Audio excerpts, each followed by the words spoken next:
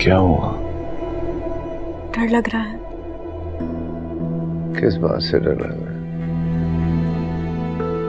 इज्जत से चले जाओ या फिर बेइज्जती के लिए तैयार हो जाओ। कहाँ गुम हो गई हो? लोग तो अपनी जान कुर्बान कर देते हैं,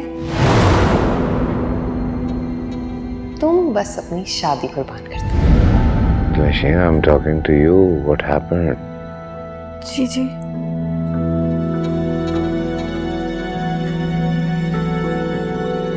कुछ नहीं, ऐसे ही बस। थाम लो मेरा हाथ, छोड़ना नहीं तो फिर डर नहीं लगेगा। ओके?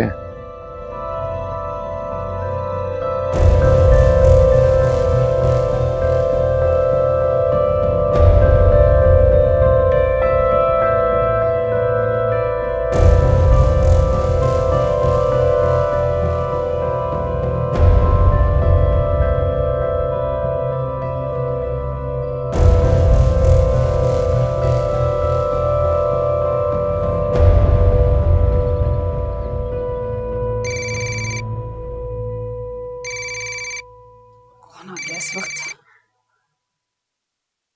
हेलो भाभी, महमिल को मेरे और हमजा के बारे में सब कुछ पता चल गया। कैसे पता चल गया? उसने मेरी और रिदा की बातें सब सुन ली थी जब हम बुटीक में थे। इसका मतलब यावर का शक बिल्कुल ठीक था। तुम अभी भी उनसे कांटेक्ट में हो दिल?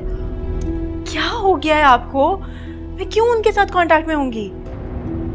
मैं हैदर के कहने पर बुटीक गई थी, जो ड्रेस ऑल्टर होने दिया था वही पिक करने। वहां रिदा मिल गई। मेरी तो वहमो गुमान में ही नहीं था और मुझे कुछ समझ नहीं आ रहा। आपको पता है, महमिल ने मुझे थ्रेट दिया है। उसने मुझे कहा है कि मैं इज्जत से हैदर की जिंदगी से निकल जाऊं, वरना वो मुझे बेइज्जत करके निकाल देगी। मैं क्या करूं? मुझे कुछ समझ नहीं आ रहा। बहुत परेशान हूँ भाभी, प्लीज मेरी मदद करें, मेरी हेल्प करें। मुझे समझ नहीं आ रहा कि मैं उसको कैसे फेस करूं, मैं हैदर को कैसे फेस करूं।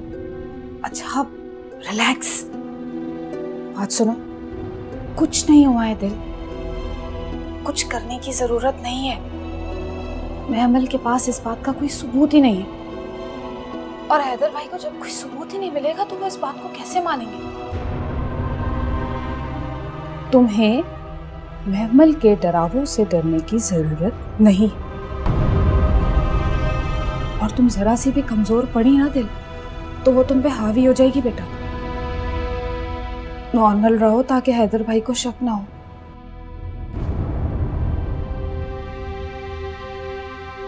ठीक है,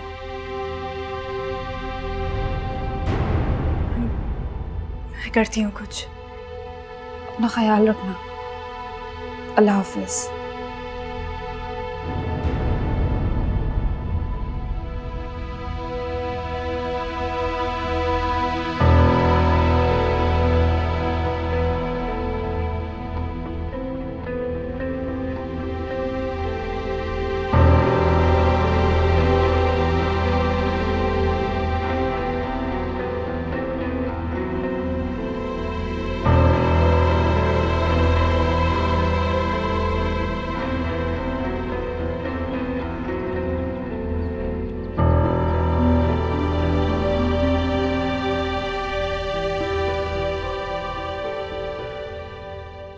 दिलनशीन, जी अम्मी। क्या बात है, इतनी चुप चुप क्यों हो?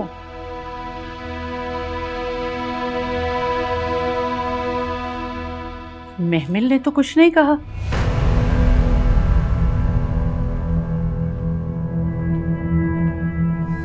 ताई अम्मी,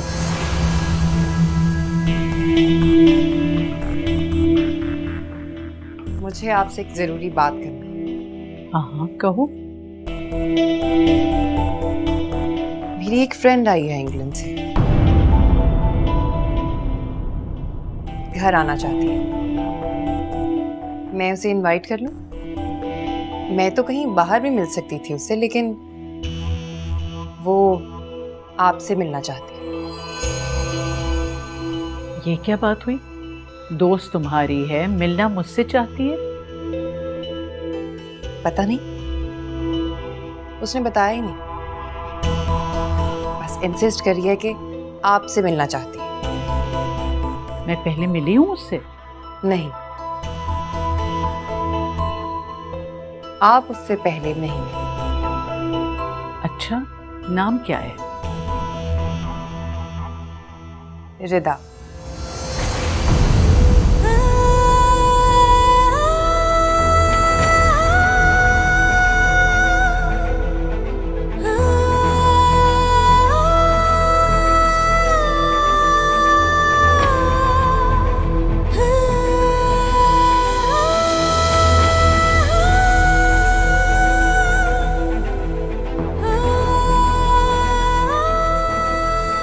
कब बुलाना चाह रही हो तुम? जब आप कहें। मेरे ख्याल में तो कल भी ठीक है। थैंक यू ताया।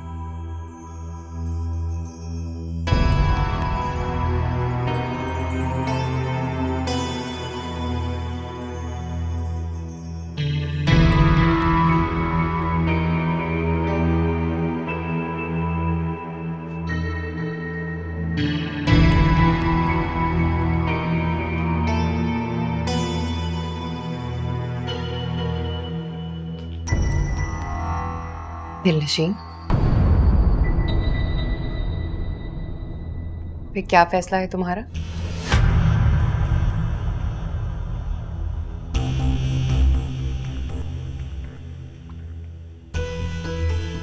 ये मेरा घर है,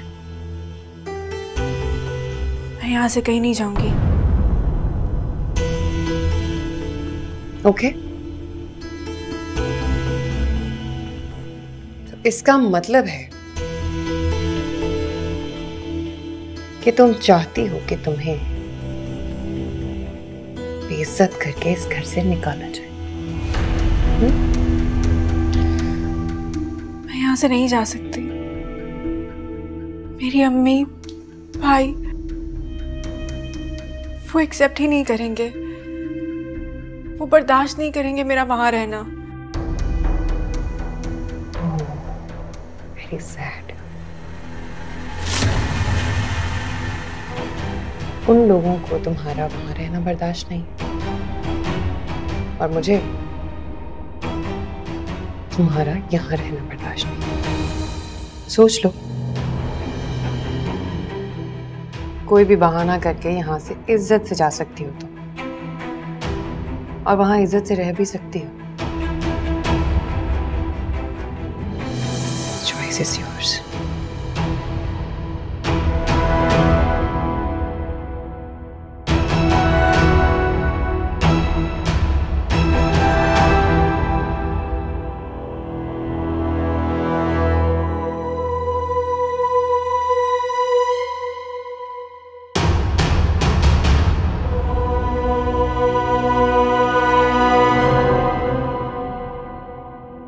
दिलनशीन का कोई फोन आया? नहीं अम्मी।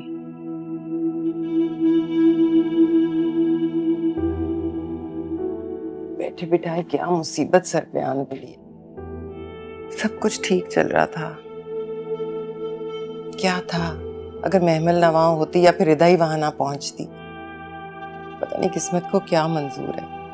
अम्मी, हम दिलनशी के घर चले, परेशान हो रही होगी ना वो। उसकी ससुराल में जाके उसके अफेयर की बातें करें, हाँ, ताकि अगर महमल कुछ ना भी बताए तो उसकी सास हमारे मुंह से सुन ले।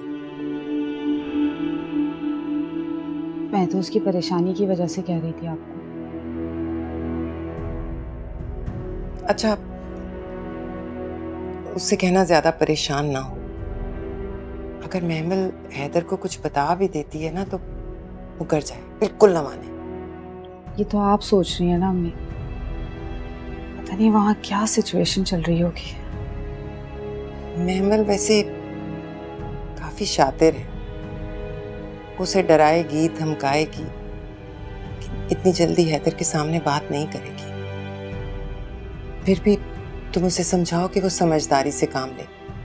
महमल अगर कोई बात कर भी देती है ना तो उसे हैंडल करे, अपनी जगह ना छोड़े। तभी कहते हैं ना, ये अफेयर बुरे होते हैं शादी कहीं और हो जाए और फिर खामन को पता चल जाए तो औरत की 2 कौड़ी की इज्जत नहीं रह जाती।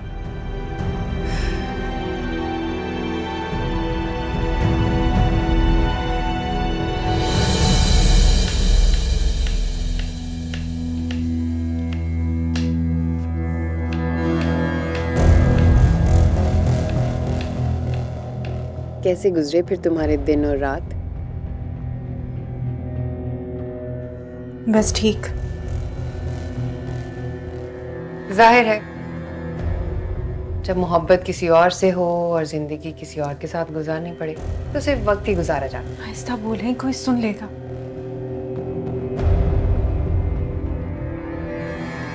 हैदर से ज्यादा हैंडसम है वो।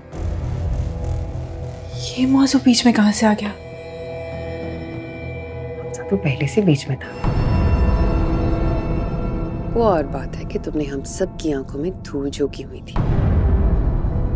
खैर छोड़ो इन बात। फिलहाल मेरा एक काम करो, हैदर को ये यकीन दिलाना है कि तुम्हें मेरे और हैदर के प्यार से कोई एतराज नहीं है, या फिर जब मैं उसके साथ होती हूँ तो कम से कम तभी हमें थोड़ी स्पेस दे दिया करो। ऐसे क्या देख रही हो? मत भूलो कि हैदर को वो लड़कियां बिल्कुल नहीं पसंद जिनके अफेयर है। मुझे ही देख लो, मरता था वो मुझ पे, लेकिन जब मेरी जिंदगी में अनसब आ गया तो मैंने जमीन आसमान एक कर दिया। लेकिन अभी भी मुझे कबूल करने में हैदर को मसला है। तुम्हारी तो फिर कोई हैसियत नहीं ना, समझ गई?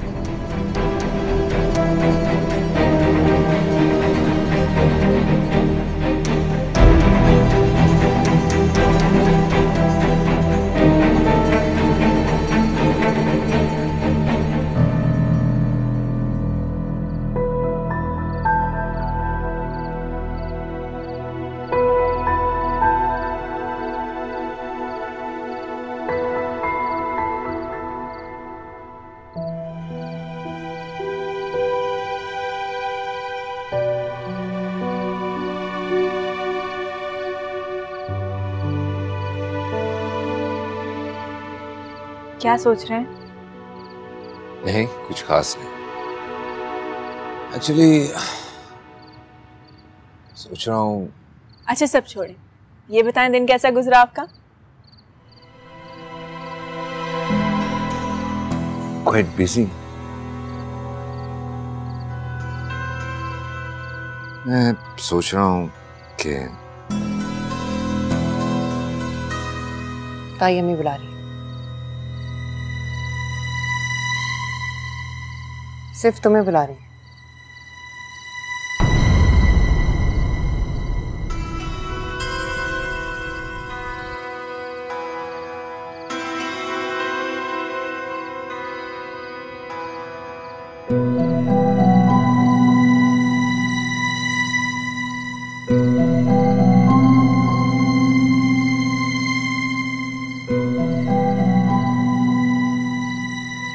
कभी तुम मेरा हाथ पकड़ने के लिए मौका तलाश किया करते।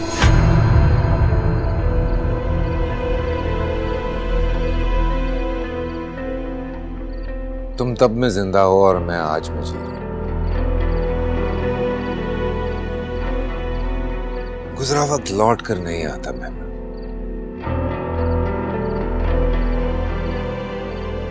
नहीं आता मान लो, लेकिन हम गुजरा हुआ वक्त जो पहले साथ नहीं गुजार सके वो अब गुजार सकते हैं।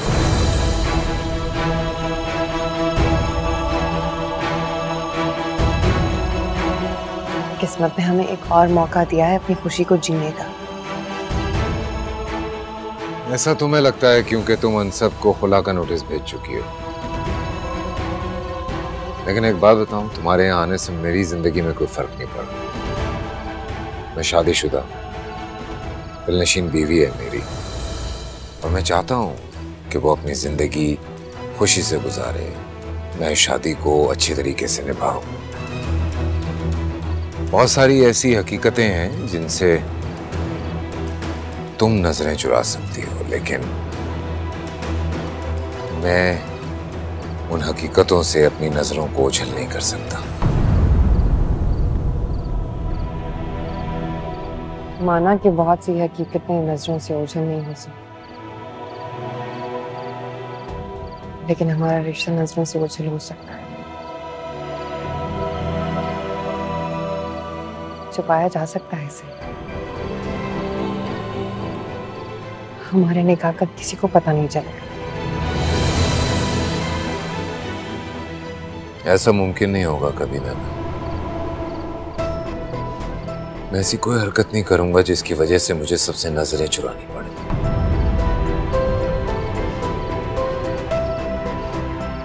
एक वक्त था जब तुम्हें पाना मेरी ख्वाहिश नहीं, मेरी जिंदगी का सवाल था, पर गुजर गया वो वक्त, और उसी वक्त ने मुझे इतने सवालों में उलझा दिया कि मैं इस ख्वाहिश से दस्तबरदार हो गया। तुम भी हो जाओ।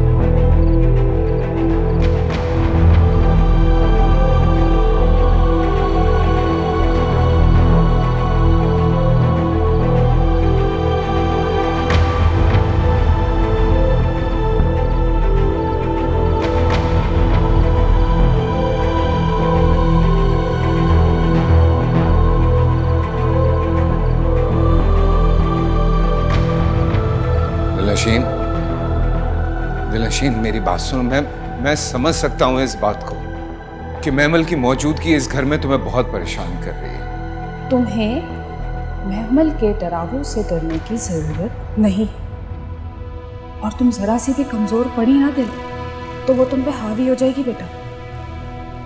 देखो, मैं बिल्कुल सच कह रहा हूँ, मैं ऐसा कुछ भी नहीं चाहता हूँ। लेकिन हमारा रिश्ता नजरों से ओझल हो सकता है, छुपाया जा सकता है इसे।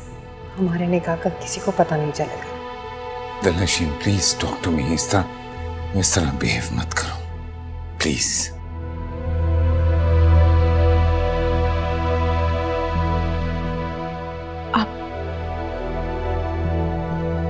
आप महमल से शादी कर लें।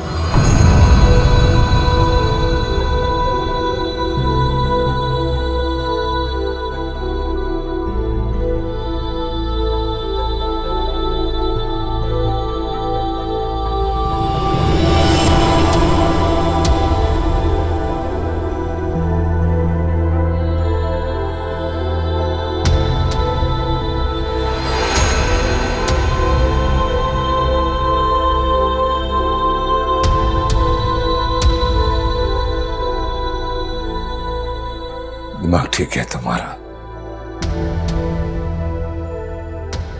तुम जानती हो तुमने अभी क्या कहा है?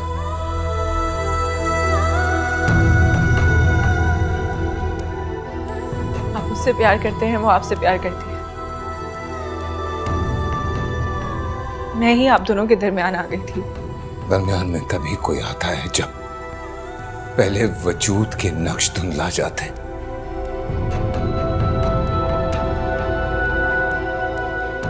और ये सब तुम नादानी में कह रही हो। नादान नहीं हूं मैं जानती हूं कि मैं क्या कह रही हूं।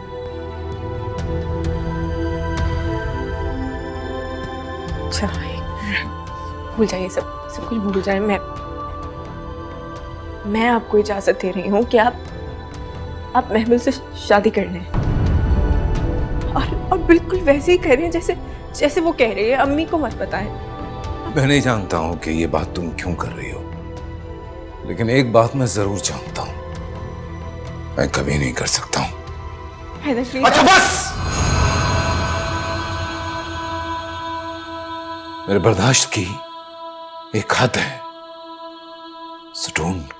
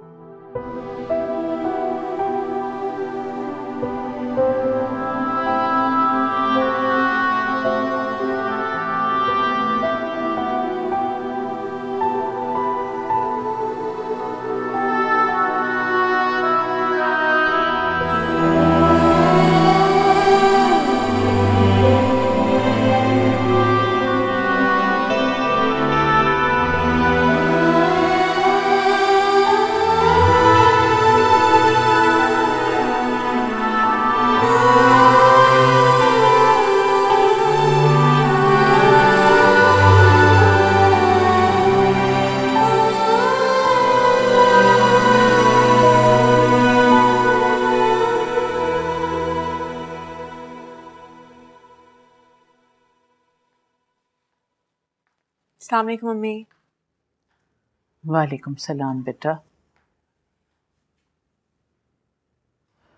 देखो बेटा, मियाँ बीवी के दरमियान जो भी अनबन हो उसे अगले दिन का सूरज निकलने से पहले ही ठीक कर लेना चाहिए।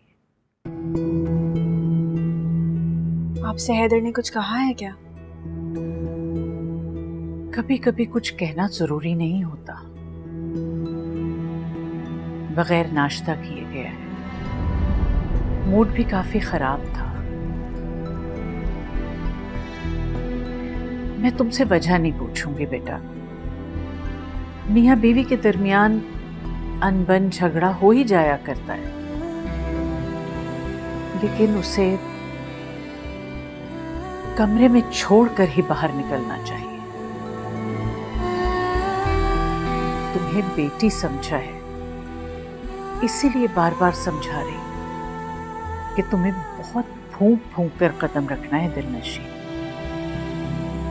क्योंकि जब घर आग लगने के दहाने पर हो तो चिंगारी को पहले से बुझा देना चाहिए। महमिल का वजूद किसी भी ऐसी चिंगारी को हवा देगा कि तुमसे संभालना मुश्किल हो जाएगा। तुम समझ रही हो ना कि मैं क्या कह रही हूँ? बात मेरे समझने और आपके समझाने से बहुत आगे निकल चुकी है अम्मी। महमिल के पास मेरे माजी की वो कमजोरी है जिससे वो मेरे हाल और मुस्तकबिल दोनों को बर्बाद कर सकती है। दिलनशीन, बेटा सोचो में मत उलझो। उठो, चलो नाश्ता करते हैं।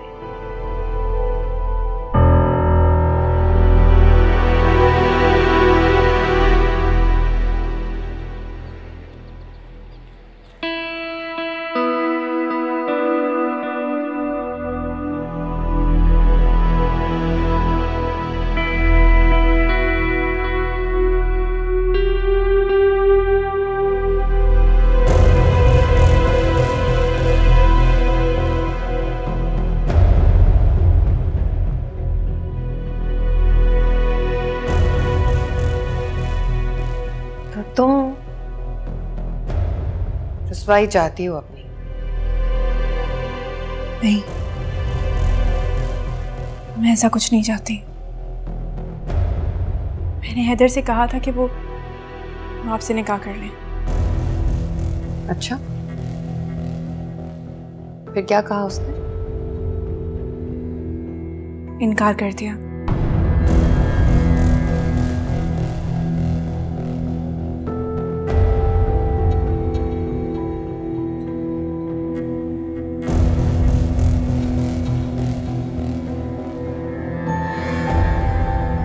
हैदर के साथ तुम्हारे रिश्ते की उम्र मेरे और हैदर के रिलेशनशिप से बहुत कम है।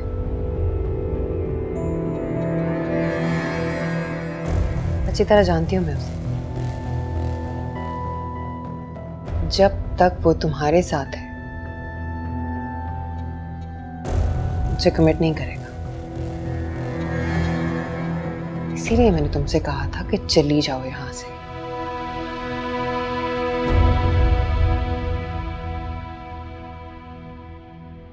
टूटी हुई शादी और बिखरे हुए दिल को समेटने के लिए उसे मेरी जरूरत पड़ेगी,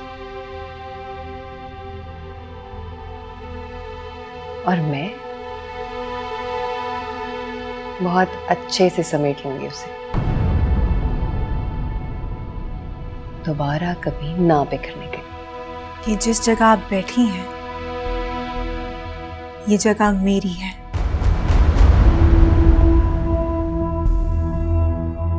और मैं अपनी जगह, अपना शौहर और अपना घर छोड़कर कहीं नहीं जाऊंगी, और ना ही ये रिश्ता खत्म करूंगी।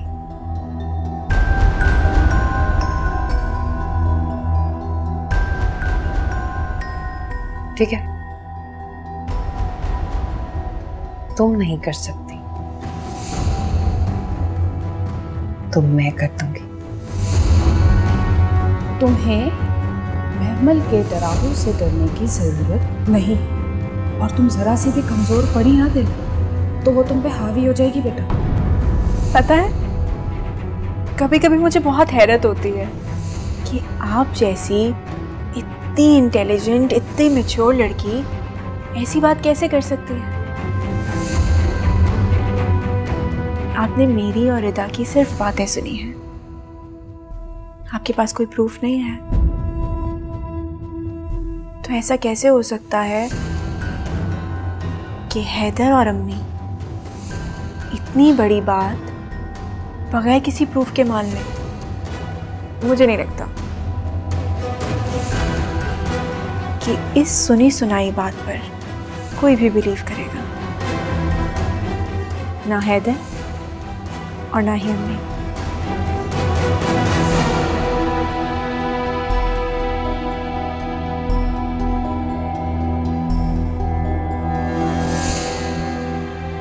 मैं चलती हूँ।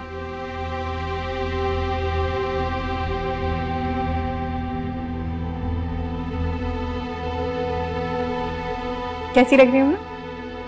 अच्छी लग रही हो माशाल्लाह। क्या कह रही थी? कुछ नहीं, बस कोई पुरानी बातें दोहरा रही थी। दोहराने दो उसे, तुम बस अपने रिश्ते पर तवज्जो दो। आज भी हैदर बगैर नाश्ते के चला गया है। तुम उसके ऑफिस चली जाओ और दोनों साथ लंच करो। बस वहीं जा रही थी। जीती रहो, खुश रहो।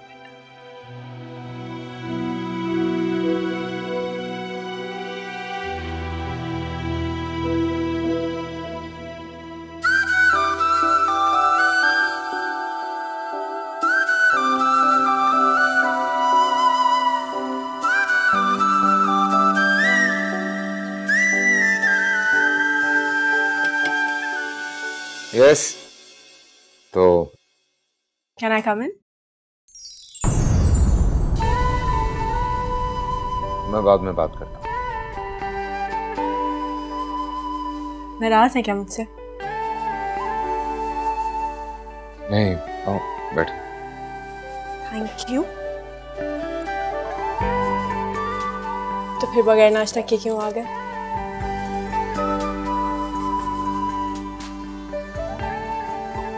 मीटिंग थी।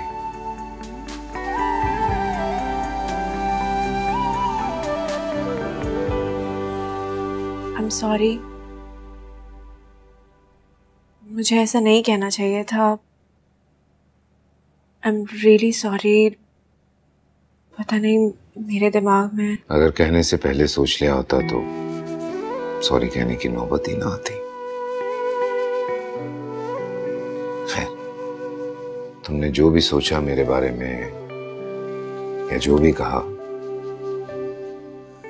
उसमें तुमने मेरा भला सोचा। मियां बीवी का ताल्लुक ऐसा ही होता है, दोनों हमेशा एक दूसरे का भला ही चाहते हैं। ऐसे में तुम्हारी अच्छाई समझूं या बढ़ाई, बात तो यही है। इसलिए मैं भी एक बात क्लियर करना चाहता हूं, ये तुम्हारा मेरा जो ताल्लुक है बहुत मायने रखता है मेरे लिए। दिलनशीन, मैं कभी भी नहीं चाहता कि हमारे दरमियान कोई एक जरा सी भी दरार है। मैं समझ सकता हूं इस बात को। तुम्हारे लिए भी ये बहुत मुश्किल है कि मेरे माजी का प्यार तुम्हारी नजरों के सामने है, तुम बर्दाश्त करती हो। हाँ, महमल की जिंदगी में बहुत सारे मसाइल हैं जो मुझे ही हल करने, एक कजन की हैसियत से। ना उसकी हैसियत मेरी जिंदगी में बदलेगी और ना कभी तुम्हारी, क्योंकि जब तुम मेरे साथ सच्ची हो तो कैसे हो सकता है कि मैं तुमसे झूठ बोलूं। ना मुझे झूठ बोलना पसंद है, ना ही सुनना। इसलिए तो तुम पसंद नहीं मुझे। अगर मैं चाहती तो तुम्हारी इज्जत मिट्टी में मिला सकती थी, क्योंकि तुम जैसी लड़की जिसका माजी में कोई अफेयर रहा, हैदर ना तो अपनी जिंदगी में बर्दाश्त कर सकता था और ना ही अपने घर में। दिलनशीन, तुमसे शादी करने की बहुत बड़ी वजह यह भी है कि मैं तुम्हारी जिंदगी में आने वाला पहला और आखिरी बात। तुम्हारे माजी का अफेयर तुम्हारे हाल को जहन्नुम बना सकता है। दिलनशीन, कहाँ खो गई? कुछ नहीं, चले बैठो। पहली दफा ऑफिस आई हो, सबसे मिलवाऊंगा तुम्हें, ऑफिस दिखाऊंगा, फिर जहां बोलोगी ले चलो। प्रॉमिस।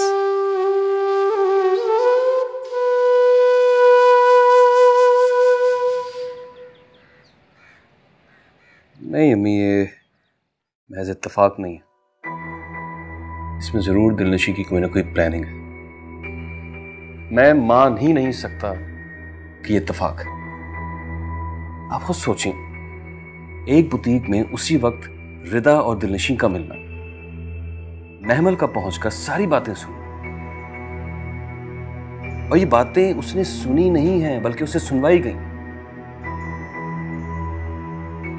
और जो कुछ भी कर रही है दिलनशीन बहुत सोच समझ कर रही है, ताकि जबरदस्ती के रिश्ते का जो फंदा हमने उसकी गर्दन में लगाया था उससे वो आजाद हो सके। यावर, दिलनशीन ऐसा कुछ नहीं कर सकती। बहुत परेशान लग रही थी अम्मी वो।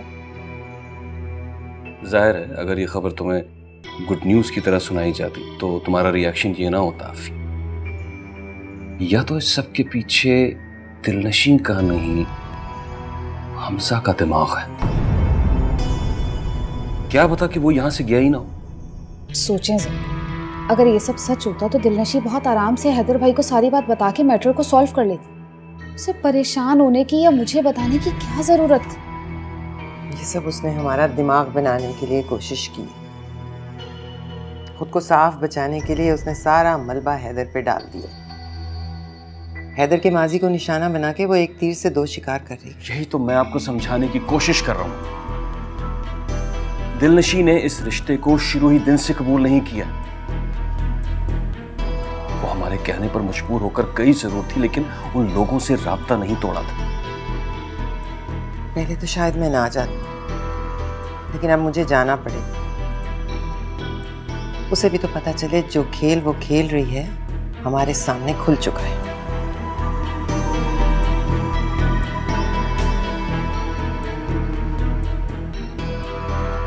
बड़ा डिसअपॉइंट किया है दिलनशीन ने।